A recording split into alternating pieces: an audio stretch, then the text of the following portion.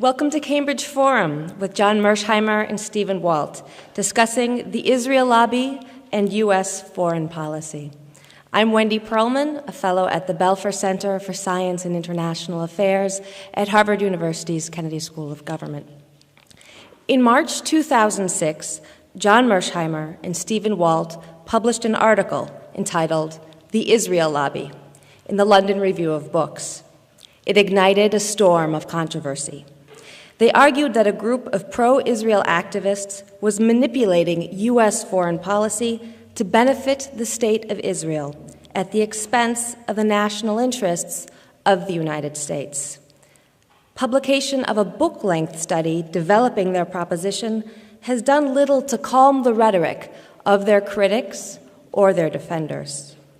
What evidence do Mearsheimer and Walt point to in backing up their claim that the Israel lobby is guiding policy decisions in Washington? What changes do they recommend to align U.S. Middle East policy with the nation's genuine interests? These are questions that John Mearsheimer and Stephen Walt address as they discuss their controversial book, The Israel Lobby and U.S. Foreign Policy. John Mearsheimer is the R. Wendell Harrison Distinguished Service Professor of Political Science and the co-director of the Program on International Security at the University of Chicago. Among his previous books is The Tragedy of Great Power Politics. Stephen Walt is the Robert and Renee Belfer Professor of International Affairs at the John F. Kennedy School of Government at Harvard University. He is the author of Taming American Power, The Global Response, among other books. Welcome to Cambridge Forum, John Mearsheimer and Stephen Walt.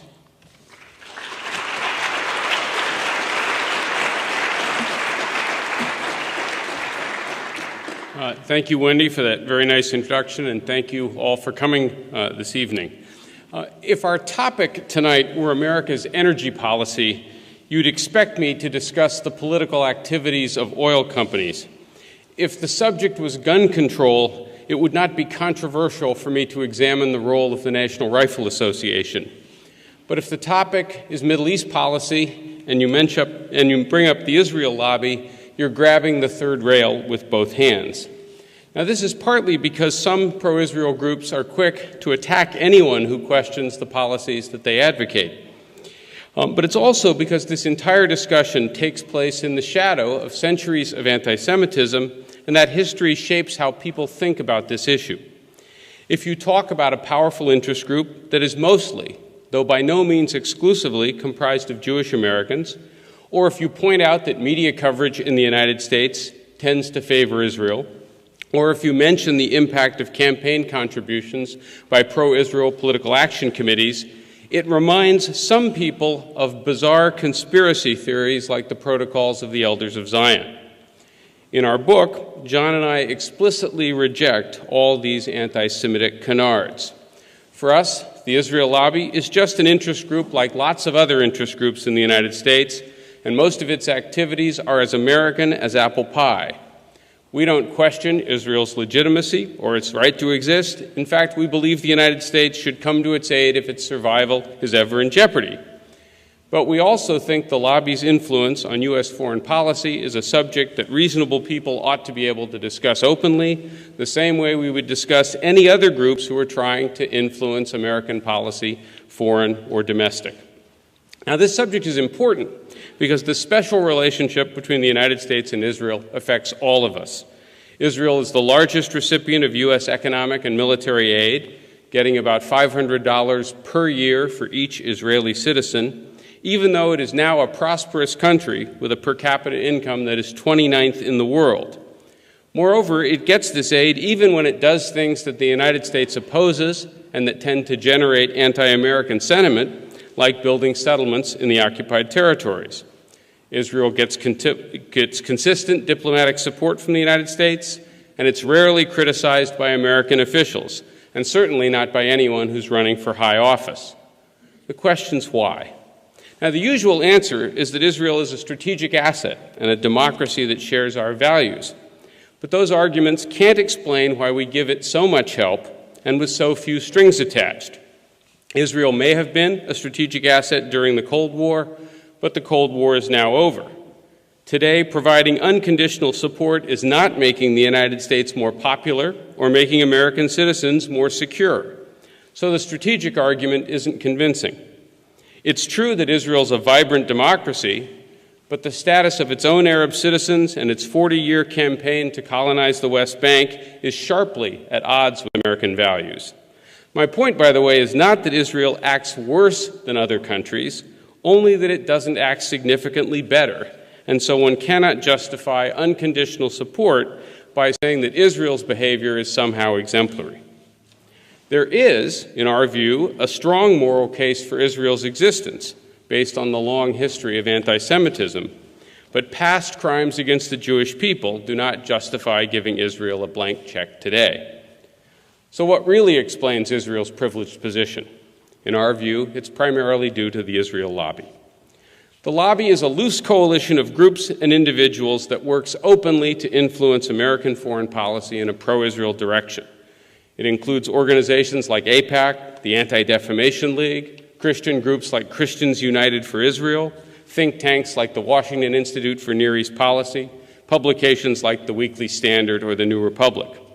And this is a broad definition, but if you think about it, most interest groups in the United States have lots of different components to them. The environmental movement isn't just Greenpeace or the Sierra Club. It also includes think tanks, sympathetic academics, and journalists, just like the pro-Israel movement does. Like other interest groups, the Israel lobby is not a cabal or a conspiracy, and the groups and individuals in it don't agree on every issue. But they do agree on wanting to preserve the special relationship. Final point here, the lobby is not synonymous with Jewish Americans. Many Jewish Americans don't support the lobby's positions, and groups like the so-called Christian Zionists aren't Jewish. The lobby is defined by its political agenda, not by ethnicity or religion. Like other special interest groups, the lobby works in two main ways. First, groups like AIPAC exert influence inside the Beltway by helping get allies appointed to key positions in the government and by giving politicians clear incentives to adopt positions that they favor. For example, by steering campaign contributions towards pro-Israel candidates and away from candidates who aren't. The lobby's influence, of course, is no secret. AIPAC was ranked the second most powerful lobby in Washington in a 2003 survey of congressmen and their staffs, and Bill Clinton said it was, quote, better than anybody else lobbying in this town. Newt Gingrich called it the most effective general interest group across the entire planet, and former Congressman Lee Hamilton, who served for 34 years, said there's no group that matches it. They're in a class by themselves. Former Senator Fritz Holling said, as he was leaving office, you can't have an Israel policy other than what AIPAC gives you around here. And that's why Israeli Prime Minister Ehud Olmert said AIPAC was, quote, the greatest supporter and friend we have in the whole world, and Jeffrey Goldberg of The New Yorker called it a leviathan among lobbies. Now, of course, it's not just AIPAC, but it's also a number of other groups and individuals, including, as I've mentioned, a subset of the Christian evangelical movement. The second strategy is to try and shape public discourse and American perception so that Israel is viewed favorably by most Americans. Pro-Israel think tanks and commentators produce a steady diet of op-eds, articles, books, and media appearances intended to shape these perceptions and influence policy. Media commentary in the United States tends to be pro-Israel, and there's simply no equivalent in the United States to Israeli journalists like Akiva Elder, Gideon Levy, or Amira Haas, who are frequently critical of Israeli policy. My point is not that these critics are always right and that pro-Israel pundits are always wrong. My point is that voices like theirs are almost entirely absent from mainstream media in the United States. But even so, various pro-Israel watchdog groups monitor media coverage, organize boycotts and demonstrations against news agencies that publish or broadcast anything critical of Israel. And there's numerous examples of this taking place. Finally, last but not least, efforts to stifle criticism often include smearing critics by accusing them of being anti-Semitic.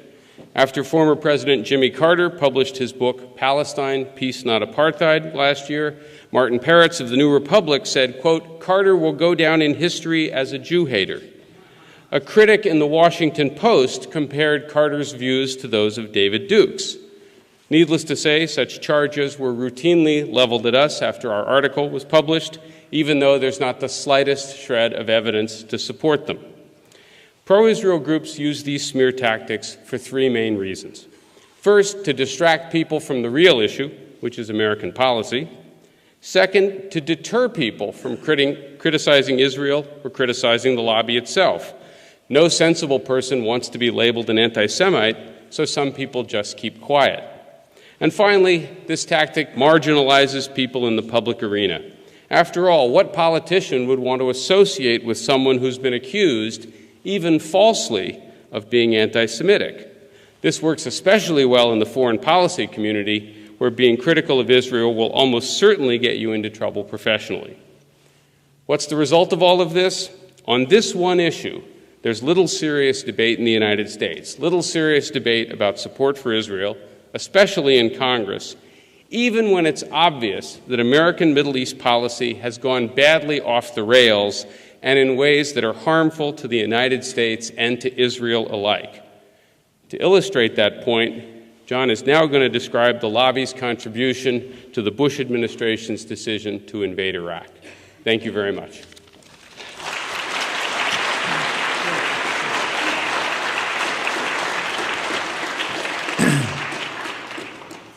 Steve has made the case that there is a powerful lobby out there and that it influences U.S. Middle East policy in profound ways.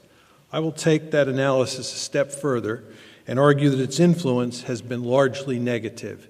In a nutshell, our argument is that the lobby, working with Israel itself, has pushed U.S. Middle East policy in ways that are not in the American national interest, and I might add, not in Israel's interest either. I will focus on one case, the role of Israel and the lobby in the run-up to the Iraq War. There are 4 other cases that we cover in the book, but which I will not deal with because of time considerations. Number 1 is U.S. policy towards Israel's policies in the occupied territories, 2, U.S. policy towards Iran, 3, U.S. policy towards Syria, and 4, U.S. policy during the Lebanon War in the summer of 2006. Let me now turn to Iraq. It is manifestly clear to most Americans that the Iraq War is one of the greatest strategic blunders in American history. Our argument is that Israel, and especially the lobby, were 2 of the main driving forces behind the decision to invade Iraq. It is hard to imagine that war happening in their absence. To start with Israel, it was the only country besides Kuwait where both the government and a majority of the population favored the war. The Israeli government, to include Prime Minister Sharon, pushed the Bush administration hard to make sure that it did not lose its nerve in the months before the invasion. Other influential Israelis, like former Prime Ministers Ehud Barak and Benjamin Netanyahu, also implored the United States to take down Saddam. In fact, Israel was pushing so hard for war that its allies in the United States warned Israeli officials to damp down their rhetoric, lest it be seen as a war for Israel.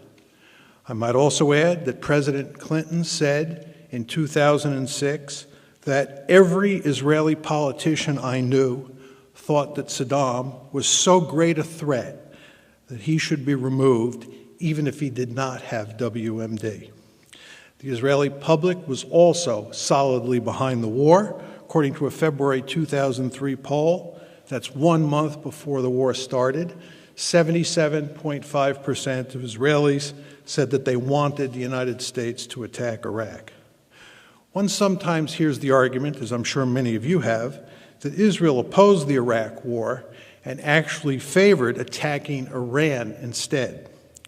There's no question that in early 2002, when the Israelis got wind that the Bush administration was thinking about attacking Iraq, that key Israeli officials went to Washington and made it clear that they thought that Iran was the greater enemy and that the Bush administration should focus on Tehran, not on Baghdad. It is important to emphasize, however, that Israel was not opposed to the U.S. toppling regimes in Iraq or Syria, two countries that Jerusalem considers mortal enemies. Israel simply wanted the United States to deal with Iran first. But once the Israelis realized that the war party intended to deal with Iran after it finished the job in Iraq, the Israelis enthusiastically embraced the idea of invading Iraq. Thus, between early 2002 and March 2003, the Israelis put significant pressure on the Bush administration to make sure it chose war over diplomacy with Iraq, while reminding Washington at various points along the way not to forget that Iran must come after Iraq. I might add that there is no evidence that Israel warned the United States that Iraq would turn into a quagmire. Indeed, the Israelis thought that Iraq would be a cakewalk, which is why they were confident that the U.S. would be free to go after Iran right after it finished the job in Iraq. Of course, they were wrong. Turning now to the lobby, there is no question that the neoconservatives, one of the core constituencies in the lobby, were the main driving force behind the war. But they were supported by key organizations in the lobby like AIPAC.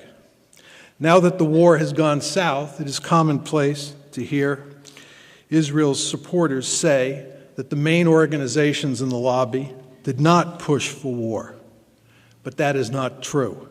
This point is made clear in a May 2004 editorial that appeared in The Forward, a weekly Jewish newspaper based in New York. Reading from the editorial in The Forward. As President Bush attempted to sell the war in Iraq, America's most important Jewish organizations rallied as one to his defense. In statement after statement, community leaders stressed the need to rid the world of Saddam Hussein and his weapons of mass destruction. Concern for Israel's safety rightfully factored in to the deliberations of the main Jewish groups. One sometimes hears the claim that AIPAC took no position on the Iraq war and certainly did not advocate it. This is not true either. First of all, this claim fails the common sense test, as AIPAC usually supports what Israel wants, and Israel certainly wanted a war against Iraq. Second, there is hard evidence that AIPAC lobbied for the war. For example, AIPAC's executive director, Howard Kaur, told the New York Sun in January 2003 that one of AIPAC's successes over the past year was, quote, quietly lobbying Congress to approve the use of force in Iraq, end of quote. The neoconservatives, of course, were the main driving force behind the war. They initiated the idea of using force to topple Saddam in 2 letters written to President Clinton in early 1998. Over the next 5 years, and especially after 9/11, they pushed relentlessly for a war against Iraq. No other group or institution in the United States was seriously committed to invading Iraq over that 5-year period. Indeed, there was significant opposition to attacking Iraq even after 9/11 within the State Department, the intelligence community, and the uniformed military. I might add that there is hardly any evidence that the oil companies and the oil-producing states were pushing for war with Iraq. The neoconservatives are, by their own admission, deeply committed to Israel. In fact, many of them are connected with key organizations in the lobby, like the Washington Institute for Near East Peace and the American Enterprise Institute. Our argument here, it should be emphasized, is not that the neoconservatives or the leaders of the lobby were pushing a war that was in Israel's interest, but not in America's national interest. On the contrary, they believed that invading Iraq was good for both America and Israel. For the neoconservatives, and the lobby more generally, what is good for Israel is good for the United States, and vice versa. Although the neoconservatives were deeply committed to a war with Iraq, they could not make it happen by themselves. They failed to convince Clinton to go to Baghdad, and they had little luck selling the war in the first 8 months of the Bush administration. It was the events of 9/11 that created the circumstances where they could help convince President Bush and Vice President Cheney that invading Iraq was a good idea. But without Bush and Cheney on board, there would not have been a war. I might add that Steve and I believe that if Al Gore had been elected president in 2000, there would not have been an Iraq war. All of this is to say that the neoconservatives were necessary to have the war, but by themselves they could not make it happen. One final point is in order about Iraq. We are sometimes accused of saying that Iraq was a Jewish war. Nothing could be further from the truth. We pointed out in the book, as we did in the article, that polls taken before the war show that American Jews were 10% less supportive of the war than the general American public. Our argument is that the war was due in large part, not exclusively, it was due in large part to the influence of the Israel lobby, especially the neoconservatives within it. It's not the American Jewish community. And as Steve emphasized, the lobby is defined by its political agenda, not ethnicity or religion. Let me conclude with a brief word about what we think the U.S.-Israeli relationship should look like. To start, the United States should end its special relationship with Israel and treat it like a normal country. It should treat Israel the way it treats other democracies around the world, like Britain, France, Germany, Italy, and India. In practice, this means that when Israel is acting in ways that are consistent with the American national interest, Washington should back the Jewish state.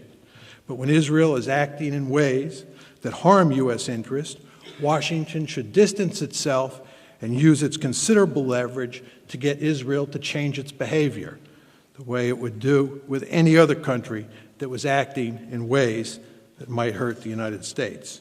Regarding Israel's conflict with the Palestinians, the United States should act as an honest broker.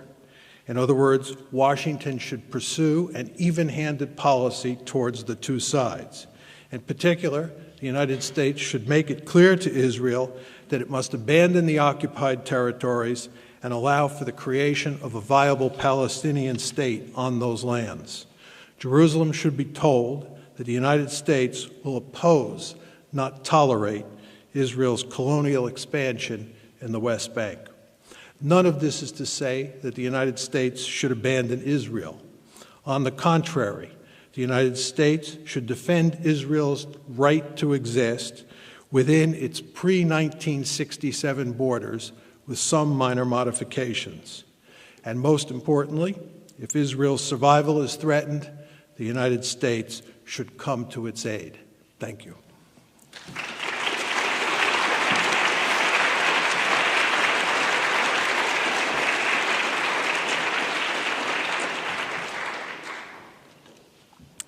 You're joining us at Cambridge Forum, listening to John Mearsheimer and Stephen Walt discussing the Israel lobby and U.S. foreign policy. So I get to ask the first question. And in the book, you talk quite a bit about dual loyalty, so I'll ask two questions based on my own dual loyalties. And one is as a student of Middle East studies, and the other is as a student of political science. So as a student of Middle East studies, you discuss quite a bit in the book and in your talk as well about anti-Semitism, and also about anti-Americanism as one harmful outcome of our own country's policies in the Middle East. What you don't mention is anti-Arab or anti-Muslim sentiment that's so prevalent at these times in our country, especially after 9/11. Can you discuss how this anti-Arab, anti-Muslim sentiment relates to the Israel lobby either how it allows it to operate or how people perceive the lobby or any of the themes that you discuss in the book related to public discourse on Middle East politics and public decision-making. So that's the first question. The second question, which is more about the politics of it, is there's a tension in the book between what you discuss as the legitimate means of the lobby, and we currently say the legitimate means of interest group politics, as Steve said, is American pie, as American as American pie. Between these legitimate means and the destructive outcomes. So looking more largely at American politics, are you saying that there's something gone awry with this American pie? There's something deeply wrong with American politics in terms of the role of money in politics, the failure of separation of powers, the ability of small groups to dictate policy that harms the interests of the majority? Students of political science, this is a classic question of the problem of collective action, that what is rational for individual American politicians, obliging the lobby in order to get in office and stay there, is at odds with what is best for the United States as a whole. So how can these two be reconciled without some major overhaul of the American political system and the role of special interests in determining political policy? This is Steve Walt. I'm going to take the first question, and John will handle the second.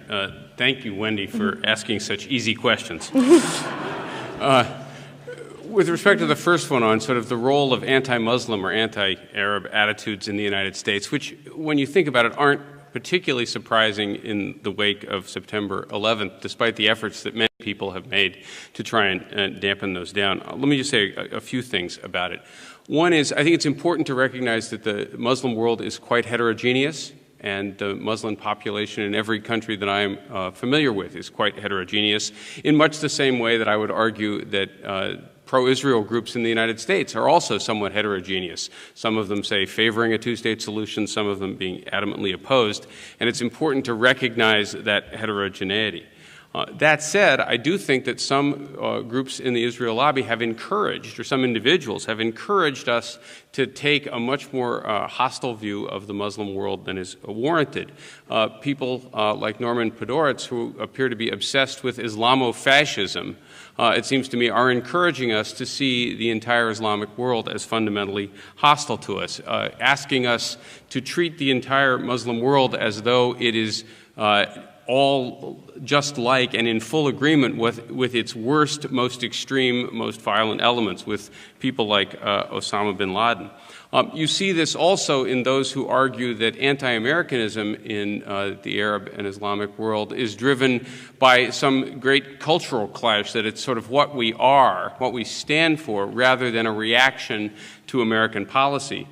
This flies in the face of numerous public opinion surveys that show that anti-Americanism in every part of the world, but especially in the Arab and Islamic world, is driven not so much by cultural differences, but again by reactions to what they regard as unjust or conflictive American policies.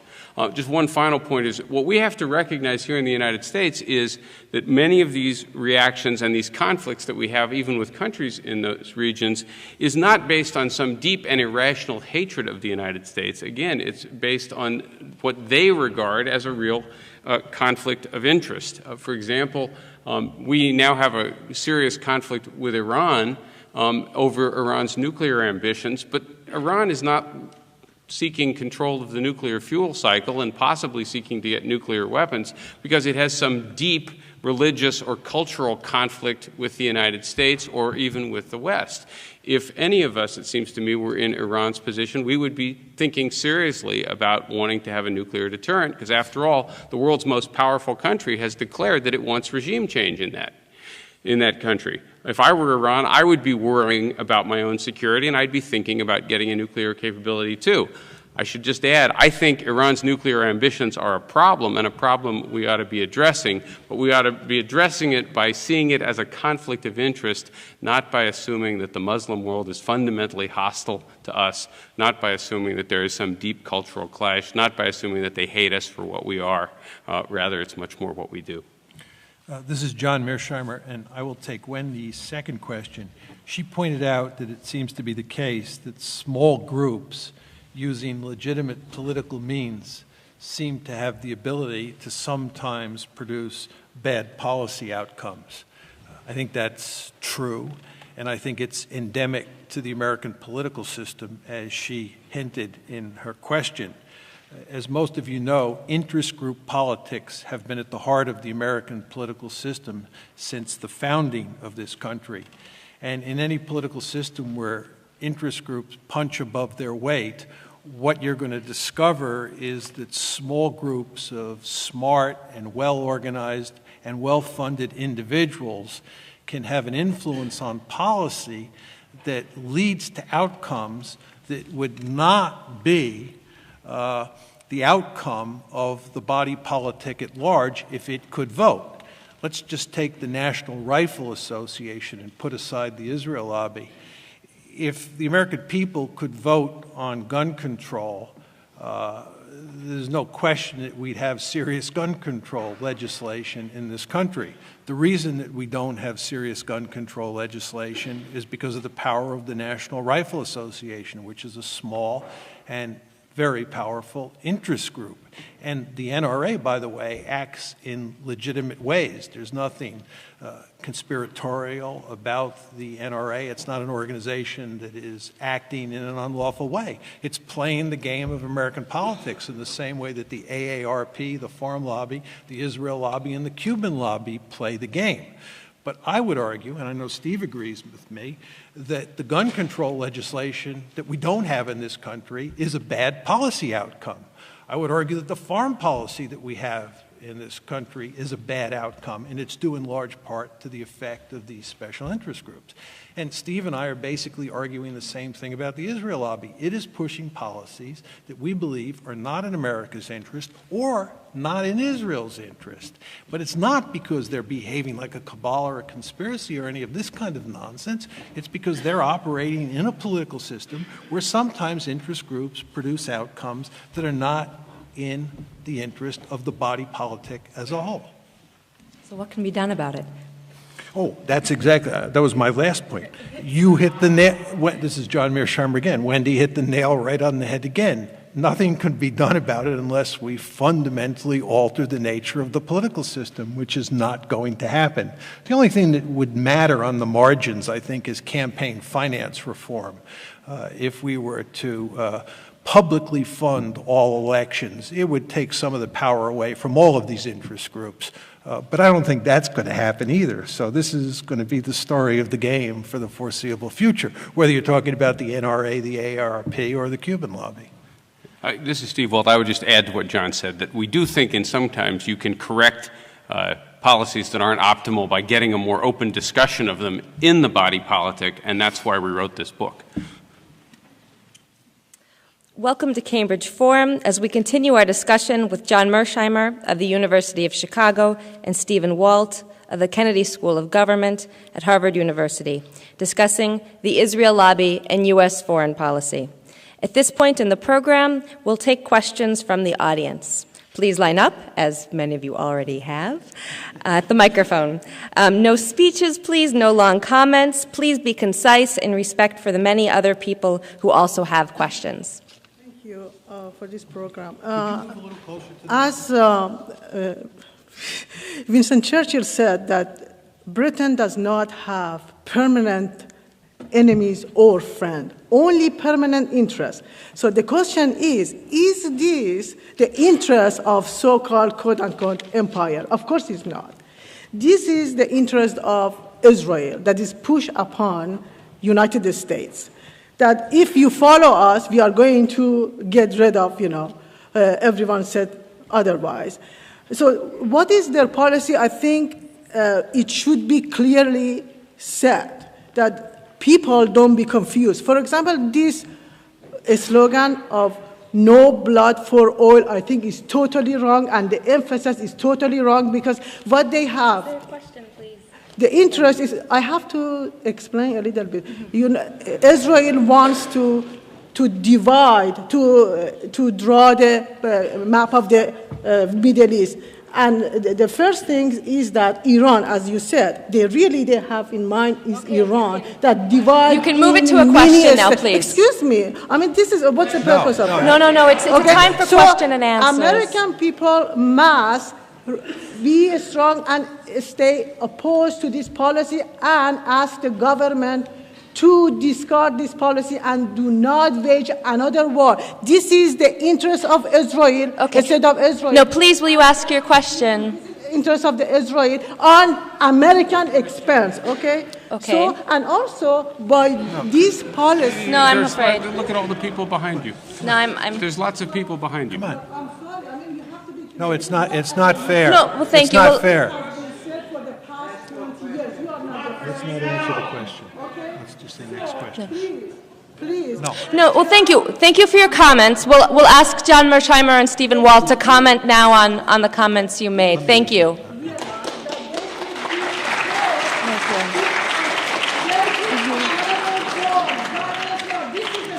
John and Steve, would you like to comment at all on? No, I think we should go to the next question. Okay, terrific. My question ends in a question mark. In George Washington's farewell address, he devoted, I think, 5 paragraphs to admonishing the young country about entering into entangled alliances, saying that we would end up abandoning our own values, like maybe civil rights. We would adopt the enemies of a country that we have no natural quarrel with. And so my question really is are we there yet? Is this an example of, in your view, as academics, of what he was predicting? Thank you. Okay. Yeah, I think that the question referred to George Washington's farewell address and his concern that we might become too heavily tied to any single country. And I think that this is a case where not only has the United States adopted a special relationship towards Israel that's no longer in our interests, but rather one where we would be better allies for Israel if, in fact, we had a more normal relationship. At the conclusion of the book, we actually talk explicitly about having a more normal relationship that was more conditional. And when you think about it, right, that's what a friend does for its friends. You don't support your friends unconditionally. When you think your friends are doing something that's not in your interest and not in their own interest, you tell them so and you try to persuade them to behave differently. Right now, because, in our view, the political influence of these various pro-Israel groups, it's become virtually impossible for American politicians to criticize Israel, to put any meaningful pressure on Israel, or even for foreign policy elites to have much of an open discussion of this subject. This is not good for the United States, but more importantly, it's not good for Israel because we're not able to be a good ally that can occasionally tell the Israelis when they're doing something that's not smart for them either. Just one very quick addition to this, tying my comment back to Wendy's original question about interest groups. Not only is America a country where interest groups have been embedded in the political process from the beginning, but it's an immigrant culture. And what we have coming into the country over time are large numbers of different immigrant groups.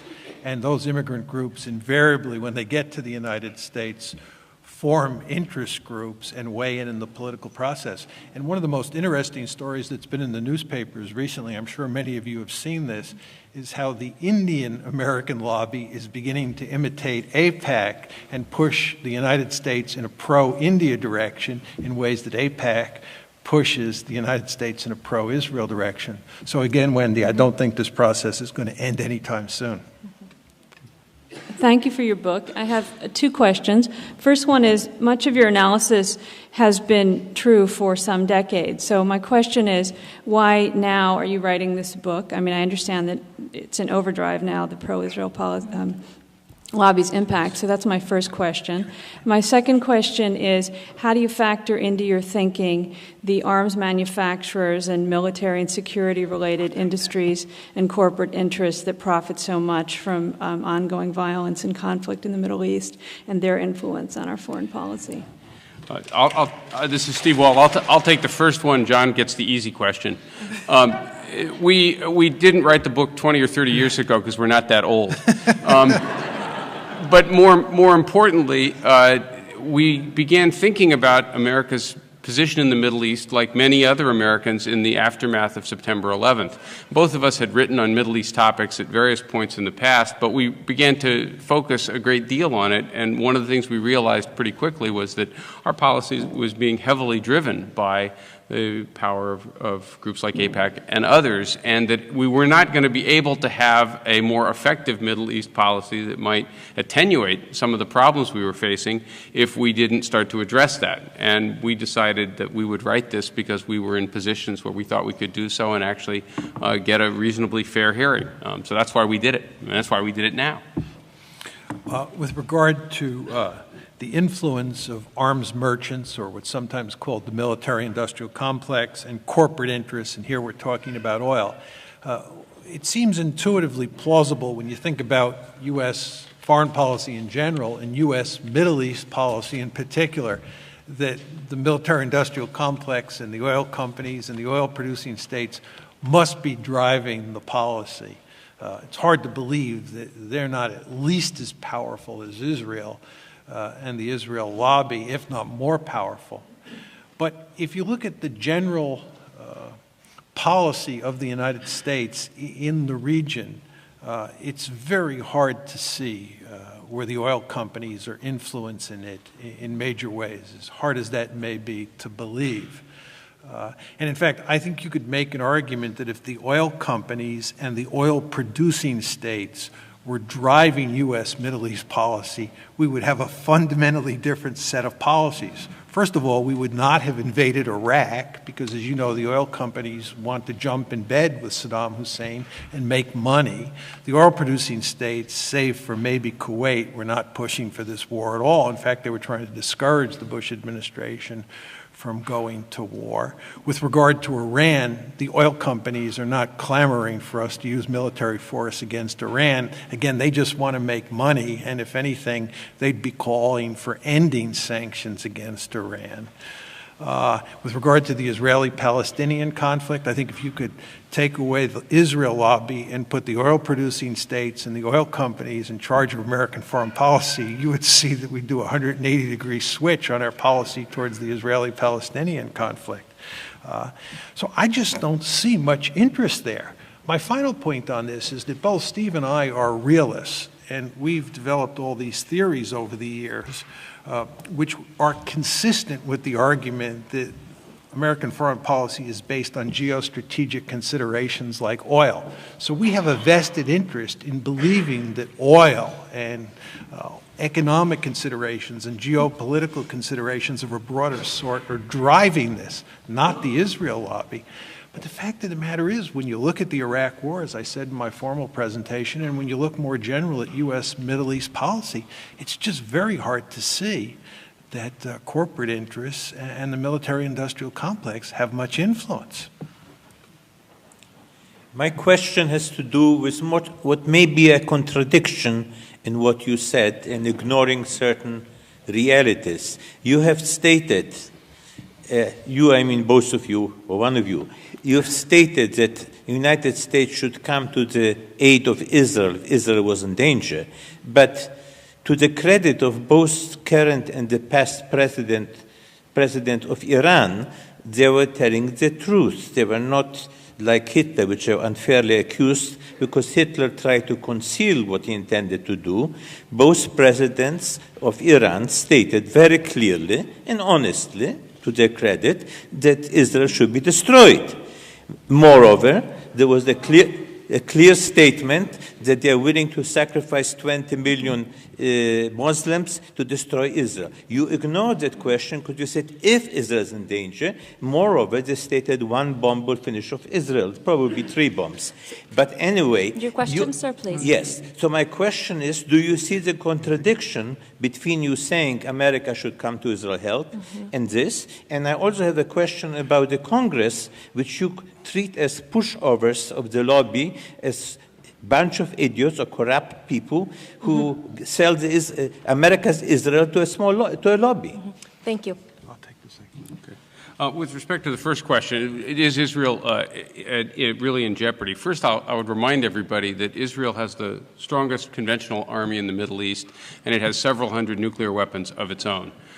this famous statement by Iranian President Mahmoud Ahmadinejad, which is frequently mistranslated as wiping Israel off the map. What he actually said, and this is an allusion to an old speech by Khomeini, was that Israel should be erased from the page of time, a nice poetic way of saying that the Jewish state in Israel should go out of existence the same way that, say, the Soviet Union went out of existence as a political regime, or the same way that the Shah's regime fell. It was not saying that Iran was going to attack Israel. It's not saying that Iran was going to attack Israel with nuclear weapons if Iran ever gets nuclear weapons. Now, I find Ahmadinejad's statement objectionable in the extreme. I find his Holocaust denial even more bizarre and objectionable, but we ought to be clear on what he was saying. He was saying that he thinks the state should go out of existence and be replaced by some other kind of government there, not that he was not calling for the physical destruction of Israel. And by the way, I have seen no evidence that any Iranian, even if they had nuclear weapons, wants the entire Iranian society to commit suicide, which is what an attack on Israel would entail, given Israel's own nuclear deterrent and given the fact that we are allied with Israel and we have thousands of nuclear weapons of our own. So I do not believe Israel's security and survival is in jeopardy. Like all countries, Israel has some security problems, but they are, I think, completely manageable security problems. And if Israel's survival is ever in jeopardy, as John and I already said, then the United States should come to its aid. None of those things, by the way, mean giving Israel unconditional support for everything it wants to do. With regard to your second question about us essentially saying that Congress is a bunch of idiots or pushovers or they're corrupt, that's, I think, not an accurate statement of what we were saying. Our argument is that in a system that privileges interest group politics, you're often going to find cases where powerful interest groups force legislators on Capitol Hill to sign on to policies that they otherwise would not sign on to. Hello, I have been in print and in speech highly critical of Israel policy. So I would like that to be known so that later on, after I'm done with my question, you don't assume that I'm part of the Israel lobby speaking here. But I'm speaking as a journalist and as somebody, let's say, who's involved in observing political science. And I'm amazed by I have no other way of putting this, very sloppy process of research and analysis that you have employed both in your book and here tonight, which skips over volumes and volumes of research and analysis to connect the war in Iraq with a $100 million lobby that supports a $4 billion investment on part of U.S. government in Israel per year. Instead of, let's say, the oil interest, which happens to be the single biggest business in the world, or the military-industrial complex in the United States. You simply ignore that right before we went to war in Iraq, we went to war in Afghanistan, which was a war that I didn't see in your book or in this speech tonight, you connecting with the Israel lobby at all. And my second question, I'm sorry, which is very related, is that don't you feel that by so haphazardly connecting a war that has many, many influences and many, many repercussions for the American people, so haphazardly connecting it with Israel, you're very irresponsibly placing the entire blame on Israel and therefore contributing to anti-Israeli and subsequently anti-Semitic feelings in this country? This is John Mearsheimer. I'll take this question. First of all, on the business of sloppy research, it's one of the charges that's often leveled at us. And Steve and I have each written 3 books and countless articles. Nobody who has read any of those books or articles has ever accused us of sloppy scholarship. Do you really think that when we decided to, as Steve put it, grab the third rail with both hands, that we'd decide at that point to let our guard down and do sloppy research? Second, do you think that Farrar, Straus, and Giroux which is our publisher and is one of the most distinguished publishing houses in the United States, would allow us to produce a sloppy book? Don't you think that when we were producing that book, Steve, me, and the folks at Farrar, Straus, and Giroux, that we went to enormous lengths to get the story right because we knew we'd be accused of sloppy scholarship? This is not to say there's not a mistake or two in the book. No two human beings can write a book of that length and not make a mistake or two. But I think that the argument that this is sloppy scholarship does not hold water. And I think if you look carefully at the reviews of the book, nobody has made, in a systematic and fair-minded way, the case that it is sloppy research. That's not to say you have to agree with their conclusions, but it's not sloppy. With regard to the oil interests in the military-industrial complex, as I said before, there's just not any evidence, or there's just not much evidence out there that they drive U.S. Middle East policy, as hard as that may be to believe. I would invite those who doubt what I have to say to go out and research the subject yourself. And if you can convince me otherwise, I'm certainly willing to buy your argument because it'll support my previous scholarship. With regard to Afghanistan, we did not argue, as the questioner pointed out, that Afghanistan was caused in any way by the Israel lobby. That's not true. Not every war in American history was caused by the Israel lobby. We would not be foolish enough to make any such argument. And furthermore, we're not making the argument with regard to Iraq, to use the questioner's rhetoric, that the entire blame for that war rests on the lobby and on Israel.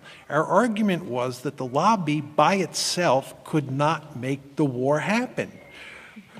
President Bush and Vice President Cheney and Donald Rumsfeld, three individuals who are not in the Israel lobby, were necessary to make that war happen. I want to be perfectly clear on it.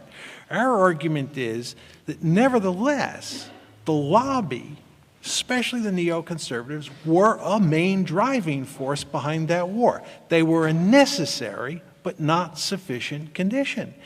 And again, look at the book if you have any doubts about this. There is a lot of evidence to this effect.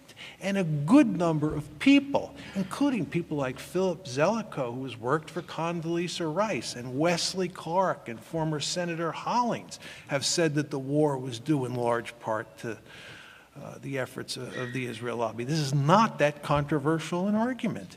And when you take into account that most Americans, especially those who were pushing for the war, like the neoconservatives, thought this was a cakewalk, it's not hard to understand why that's the case. My name is Michael Brower. I love to be a critic. I'm sorry I haven't yet read your book, so I have to be addressing your speeches tonight.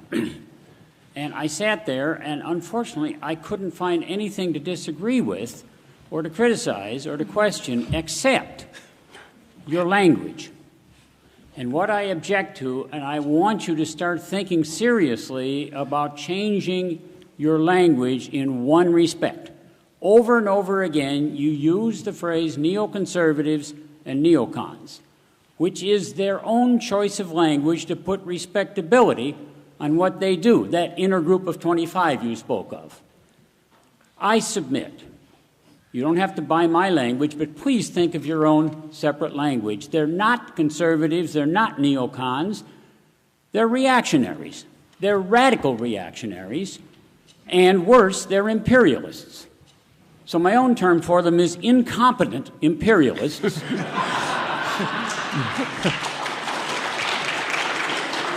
And radical reactionaries. There's very little we can do, you say, given the interest group politics of the United States. Well, one thing we can do is get our language straight and not get sucked in by them.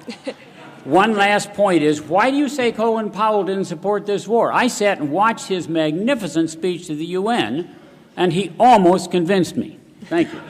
You want to take Colin Powell? I'm not sure what this is Steve Walt. I'm not sure how to respond to that. I don't think I'm going to abandon the label neoconservative, even though I accept the fact that they are not conservative, they're radicals. But certainly the track record of the foreign policy they have produced to date validates the use of the term incompetent.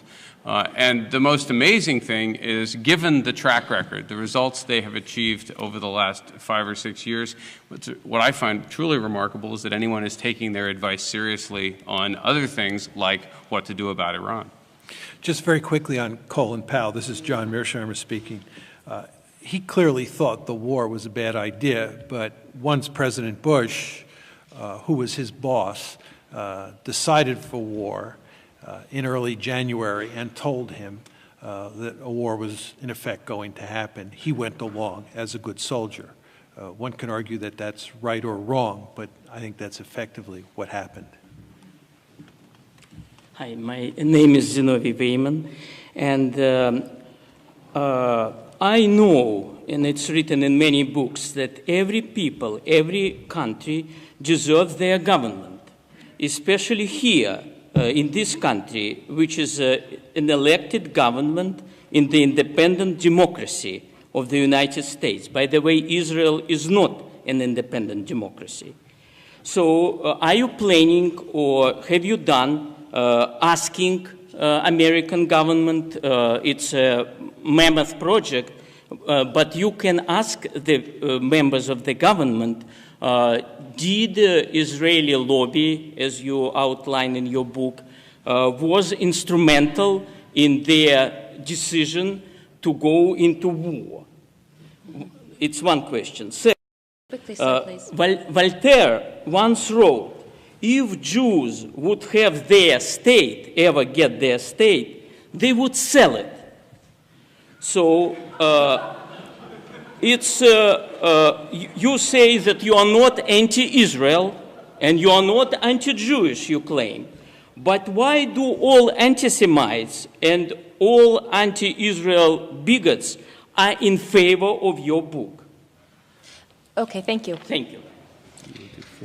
I'll do the second. Okay.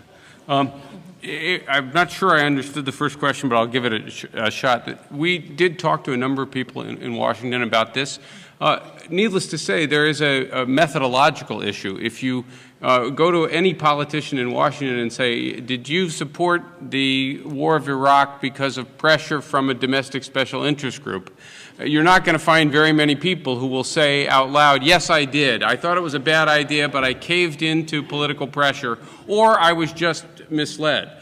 So you're not always going to find that kind of smoking gun evidence when you interview people. There are a few cases where you do find it, and we include those in the book, but you're not going to find that many cases. Nonetheless, I think there was considerable evidence we were able to present showing both the positions of people who were advocating for it and the effects this had on the policymaking process. And I think people are simply going to have to read the book. And I would just emphasize, by the way, you don't want to just read the Iraq chapter. There's lots of other cases in there that illustrate the same sorts of things that we were talking about. I will let John take the second question, but if he misses anything, I'll come back. Yeah. The second question had to do with why, to repeat the questioner's rhetoric, all anti-Israel bigots love our book. First of all, I don't know how many anti-Israel bigots are out there, and I don't know that they all love our book. I think the good news is that there is not much anti-Semitism in the United States. There are not many David Dukes out there. But I want to be very clear that Steve and I condemn those anti-Semites, and we are troubled by the fact that they like our book. But the fact is anybody here who has written a book or an article knows you don't have any control over who likes your book or who dislikes your book. But I think that it is possible that many of these anti-Semites like our book, not because they've been reading our book, but because they've been reading the reviews of our book, which misrepresent the book. See, it's very important to understand that all sorts of reviewers of our book, and these are by and large people closely associated with the Israel lobby, say that we are accusing Jews in America of conducting a conspiracy or a cabal. Now, as Steve and I have made it perfectly clear, we are saying no such thing. But for some reason, our critics keep repeating that foolish argument. I can't understand why. I think that these people are just having real trouble reading the book. But nevertheless, you could understand how someone like David Duke, when he reads Abe Foxman's comments on our book, comes to the conclusion that we're making the sorts of arguments that David Duke loves to hear. But it's very important that you go away tonight realizing that we do not make any such arguments, and indeed we condemn the David Dukes of the world who make those foolish arguments about conspiracies and cabals. Thank you. We have just about 15 minutes left, so. It's been noted elsewhere on more than one occasion that the reaction to your book comes as much not only from what you said, but perhaps even more from the fact that you said it. It's one of these rare occasions where someone from within the establishment is saying things that many outside the establishment have been saying all along for many years. I noticed here tonight that you keep repeating that these policies are bad for the United States and Israel, but you never mention that they're even badder or worse for Palestinians. So it makes me wonder whether the doubts that are starting to creep into certain sectors of the establishment are based more on tactical considerations than they are on moral considerations. And what does this say not only about the moral turpitude of American foreign policy over the last half century in the Middle East, but of American foreign policy in general? Thank you. Yeah, I'll take a swing at that. I mean, John and I, as he's already indicated, are thought of as realists, and we're pretty comfortable talking about strategic interests. That's what we were trained to do. I am not a moral philosopher, so I don't consider myself to have. Excuse me, let me finish. Right now, so I don't consider myself to have any enormous expertise. That said, I think it's clear if you read our book that we are deeply troubled by actions both by the United States and by Israel and by some of Israel's adversaries that we regard as patently immoral. That we think the way the Palestinians have been treated is reprehensible. We think if Israel is entitled to its own state, then the Palestinians are entitled to their own state as well, and they certainly don't deserve 40 years of occupation, often involving quite brutal treatment. We think that that's a policy that's indefensible for the United States to be backing, and we tried to make that clear as well. I'd have to think a little bit longer about whether or not I wanted to sort of cast a grand moral condemnation on all of American foreign policy, but I'll just say the following.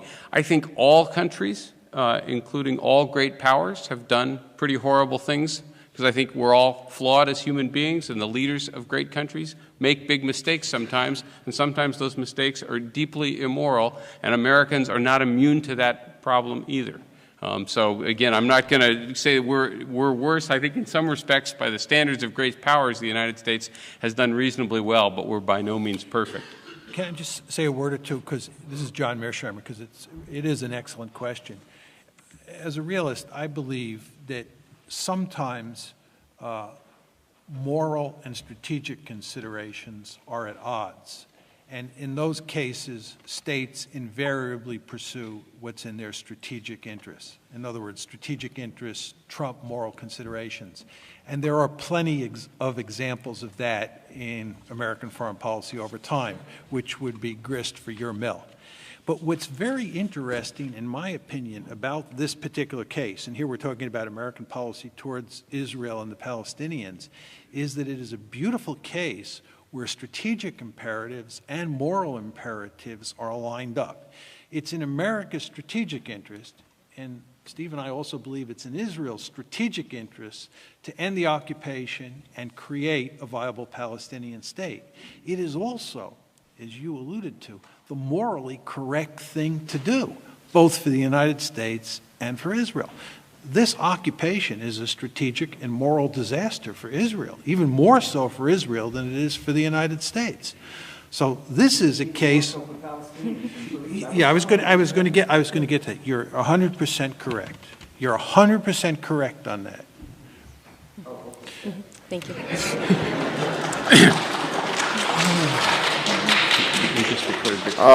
Yes, I just want to say that if I were you, I wouldn't be talking about what's in Israel's interest, because that sounds a bit condescending, and for myself, I don't really care what's in Israel's interest. I care what's in America's interest. And the thing is that why are we concerned about Iran now? I mean, why not just let Israel be concerned about Iran? They're the one, they claim that Iran is a threat to them. Why should we have any concern for that? Why should we have any concern for ensuring Israel's existence? I don't see why that's any of the United States' business or why it helps the United States to ensure Israel's existence. And do you favor withdrawing funding for Israel so we have more money here for our own domestic needs? I'll take part of that question. This is Steve Walt, and John will take the parts I leave out. I think I'm going to leave the Iran question. Here, we, in our book, focus primarily on the American national interest, but we talk at times about these policies not being in Israel's interest because we recognize that many Americans do have a strong attachment to Israel. And as an immigrant society, as John alluded to a while back, many Americans have attachments to countries, other countries, in addition to the United States. Doesn't mean they're disloyal. It just means that for various different reasons, they also feel strongly about some other country, and that's perfectly fine. It's perfectly fine to manifest that kind of an attachment in politics. And what we want people who are ardently attached to Israel, as well as being loyal to the United States, to think about is whether or not the policies that some of them have been advocating have been good for Israel. Right? We can make the arguments they've not been good for us, but we also believe that they've not been good for Israel as well, and we want to plant that thought in people's minds, and again, make that part of the conversation as well.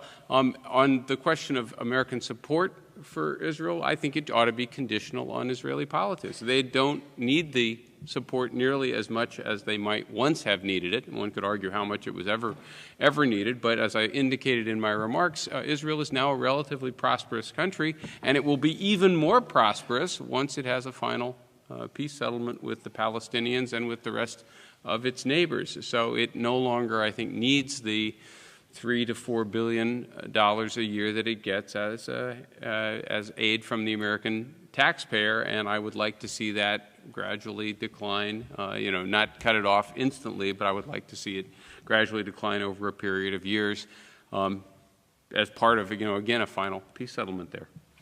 This is John Mearsheimer. With regard to the question on Iran, the United States would care about Iran acquiring nuclear weapons even if there was no state of Israel. And there are two reasons for that. One is that we care greatly about nuclear proliferation. In particular, we care greatly about limiting nuclear proliferation. You all remember in May 1998, when India and Pakistan tested nuclear weapons, the United States effectively went bonkers. We did not like this at all. So the fact that we care about nuclear proliferation means that we would worry about what Iran is up to, regardless of whether or not there was a state of Israel in the system. Secondly, we would care because the Middle East or the Persian Gulf is an area of great strategic interest to the United States, and the United States cares greatly about the balance of power in that region. And there's one state that we worry about more than any other one, and that's Iran, because it is the only state in the Gulf that has the potential to become a regional hegemon, and the United States does not want that to happen. And if Iran were to acquire nuclear weapons and no other state in the Gulf had nuclear weapons, that would matter in terms of the local balance of power. So we would care anyway. Where Israel really comes into play on the Iranian nuclear issue is that both the state of Israel itself and large portions of the lobby are the main driving forces behind using military force to deal with the Iranian nuclear problem. This is a situation that's somewhat analogous to what we saw in the run-up to the Iraq War. It's basically the same cast of characters who are pushing for going to war against Iran, who are pushing for going to war against Iraq. And I believe that if you could take Israeli pressure and pressure from the lobby, especially the neoconservatives, out of the equation, there would be very little talk in the United States today about using military force against Iran, and that would certainly be all for the good. My name is Mark Sersnaki. I'm from Norwood. I'm a naturalized American citizen. And the reason I reached out for your book is that my son was in Iraq in 2003. And I and my wife spent many a sleepless, agonizing night, just thinking, why he could die. He didn't die. He's now out of military. So thank you for this book, gentlemen. But I have one practical question. I'm an engineer, by the way. In your conclusions, you ask a fundamental question: what needs to be done? And I'm asking you as a citizen, how should I vote? Because if I have to choose between Rudy Giuliani and Norman Podhoretz and Hillary Clinton, I see it's hopeless. It's hopeless. Our country, I don't want to make a statement, but our country is losing moral compass. If we look at these atrocities which were committed, and we see what's going on. Tell me, please, how should I vote? Thank you.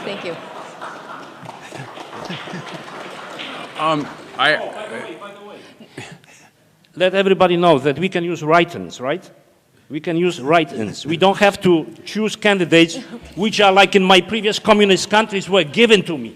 We have write-ins. We can write George Washington, Jefferson. Thank you. The question is clear. Yeah. I'm tempted, given some of the reactions to our book, to endorse the candidate I want not to win, and hope that gets that particular candidate in trouble. I'm actually not going to endorse a candidate. I don't know if John's going to want to or not, but I think if the argument of our book is basically right, it's not going to matter which of the, let's call them mainstream candidates, wins, that American Middle East policy will continue to be heavily shaped by these institutions and organizations until we get a broader range of opinion represented on these subjects and until some of these organizations get a little less influence. And this is what we say in the conclusion of the book, we remind everybody that what we think of as the Israel lobby is a heterogeneous group of organizations. They agree on wanting to maintain the special relationship, but they don't agree on everything. One of the big problems now is that many of the policies that the most influential and powerful organizations in the lobby are pushing are some of the more hardline and extreme ones. And there are more moderate groups within the so-called Israel lobby or pro-Israel community whose views are much more sensible. There would be nothing wrong with having a politically influential pro-Israel community in the United States if it were pushing politicians to adopt a sensible set of policies. So again, the problem is not the fact that there's a powerful lobby. The fact is that the problem is that that powerful lobby has been pushing for a confrontational approach to most of the Middle East and against a two-state solution for Israel and the Palestinians. If we had a lobby that was pushing the other way, I'd probably be supporting it. Sir. Hi. I was at your presentation at MIT earlier this month and asked a question that you either failed or refused to answer, and I want to ask it again because I think it gets to the heart of what this discussion is actually about. Do you believe it is possible for somebody in good faith, in good conscience, who's looking at the evidence to come to a different conclusion about what U.S. policy ought to be? Of course. Then Sure. what's the point of your book? Are you asserting that the people who are in favor of a policy that's different from yours are acting in bad faith? No, we think they're wrong, but they're not acting in bad faith. No, listen. This is America where we debate policies, we debate disagreements, and we see who can win the debate. One of our objections is that there hasn't been much of a debate on this policy in the United States because any time people try to raise this, they immediately get accused of being anti-Semitic. Right? So we haven't had much of an open discourse in the United States. We don't have very many people representing the Palestinian views on the pages of the New York Times or the Washington Post. Right?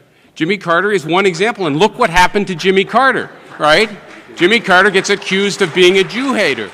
Right? So. But we do not believe our critics are acting in bad faith. We think they're wrong. And Jimmy Carter didn't pursue the policy that you're advocating when he was president. And George Bush Sr. didn't pursue the policy that you're advocating when he was president. And President Eisenhower didn't pursue what is your point? policy. But what is your point? The point is that you're claiming that this policy hasn't been pursued, yet at least 3 presidents have tried it. They've all failed. Actually, if you look at Shlomo Ben-Ami's book, Scars of War, Wounds of Peace, he's the former Israeli foreign minister, he points out that the 2 presidents who made the greatest contribution to Israeli-Arab peace were Jimmy Carter and George Bush the Elder. And this is Ben-Ami, not me saying it, he says they were successful in doing this because they were willing to take on the Israel lobby. So, yes, we agree with you. If more presidents were willing to take on the Israel lobby, we'd actually make more progress towards peace. That's certainly what Ben-Ami was arguing. And we're just about out of time, so I think this will have to be our last question. First of all, I'd like a little bit of, can you hear me? Yes. I'd like a little bit of clarification. I don't speak Farsi or read Farsi. I've read numerous translations of President, I use that term advisedly, Ahmadinejad of Iran, in his comments about wiping Israel off the map. I assume you speak Farsi and read Farsi fluently. But considering the fact that his remarks came at the confluence of installing 3,000 centrifuges to produce fissionable material, his Holocaust denial conference, and preceding his presidency, the moderate President Rafsanjani's nuclear threats against Israel as well, I'm a bit puzzled by your absolute certainty that this was not an ominous and existential threat from the Mad Mullah of Tehran. That's number one. Could you just specify what the nuclear threats against Israel were? Yes. I refer anybody here to Google Rafsanjani, Israel, and nuclear, and you will find specific ominous nuclear threats that the former president of Iran made against Israel. You can check it. But secondly, my second question is, and I want to be brief. We're just about out of time. How do you explain the very broad trashing of your book by respected analysts from journals as diverse as the New York Times, the New Yorker, the New Republic, and institutions like the Council on Foreign Relations, which by no stretch of the imagination can be considered pro-Israel or neoconservative? Thank you, sir. Specifically, Walter Russell Mead, in a recent review, and I quote, called your work remarkably slipshod handling of evidence, and also Benny Morris, who you rely on in your book quite substantially, and his comment was, and I quote, Walt and Mearsheimer are outrageously incorrect historical asserters, and they provide very voluminous footnotes to that. Right. If your book is so rock solid in its scholarship, how do you explain these very respected critics trashing your book? Thank you. I'll take the second one. Yeah. With respect to...